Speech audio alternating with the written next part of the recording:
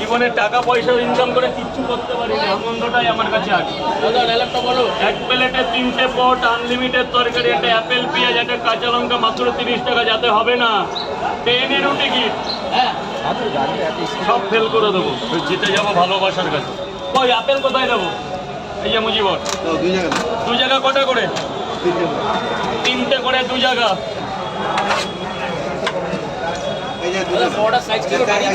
না না, একই আছে, একই আছে। হয়তো কোনোদিন এগুলো তো হাতে করা জিনিস, আপ ডাউন হবে, সাইজ একই আছে। ওভার সাইজ এরমই চলবে পুজো।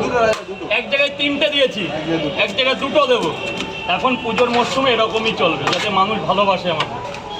আগামী দিনে গণেশ পুজো কি কোথাও যাচ্ছ? গণেশ পুজোয় না সেরকম কোনো প্ল্যান নেই, দুর্গা পুজোয় যাচ্ছি ITI ঠাকুর থেকে। চলো কোথাও যাওয়া যাক সবাই মিলে একসাথে,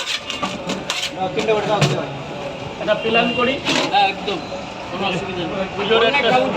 পুজোর একটা দিন যদি পুজোতে দেখো, শারদীয়া উৎসব হচ্ছে আমার কাছে অত্যন্ত। এবার যদি পুজোয় যদি একটু মামনি তুমি করে ফেলো, মা লক্ষ্মী বিশালাক্ষী করে ফেলো, মা বিশালাক্ষী। ওটা জানতাম না, জানতাম।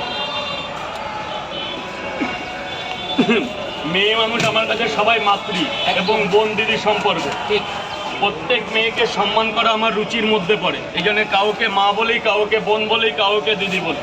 এটা আমার বাস্তবিক এবং আমার এটা বিশালক্ষী মানে মা। মার উপরে তো পৃথিবীতে কিছু নেই, সেই তো মা। উনিও তো একজন নারী। একদম, হয়তো দেবদেবী ছিল বলে আজকে মনসা হয়েছে, তবে তো নারী তো। এবার আমাদের বাড়ির পুজোতে যাবে, বলো তো, নেমন্ত্রণ তো করো। ফোন করলে ফোন ধরো না, কে বলেছে? অনেকবার ওইভাবে ফোন করলে তো ধরি না, আমার একটা টাইম আছে। কোন টাইম বলো তাহলে? রাত 9টার পরে ফোন করবে, রাত 9টার পরে। ব্যস্ত থাকবে। দাঁড়াও অক্টোবরে অফিস করছি, অফিসটা করবো, তারপর ফোন করবো। তার আগে ফোনে পাবো না, তার আগে পাবেন। দুর্গা পুজো কি করে ঘুরতে যাবো? উপরে অফিস হবে, দুর্গা পুজো কি করে ঘুরতে যাবো? সে যোগাযোগ করে নেবো। হ্যাঁ, ওই ডিমটা দিয়েছি মা লক্ষ্মী, বিষ্ণুপ্রিয়া, ডিমটা কোথায় রাখলাম? সবজি, হ্যাঁ বলো। বাবা একটু দাঁড়াও, মা একটু দাঁড়াও, 1 minute. I am so sorry, 1 minute. ওটা বলবো, বিকজ আজকে বলবো। হ্যাঁ, লাইভে বলো 5 ঘন্টা দেখছি।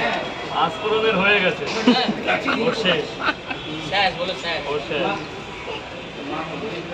পুকুরের জল খাওয়াবো, আমি পাই শিয়াল।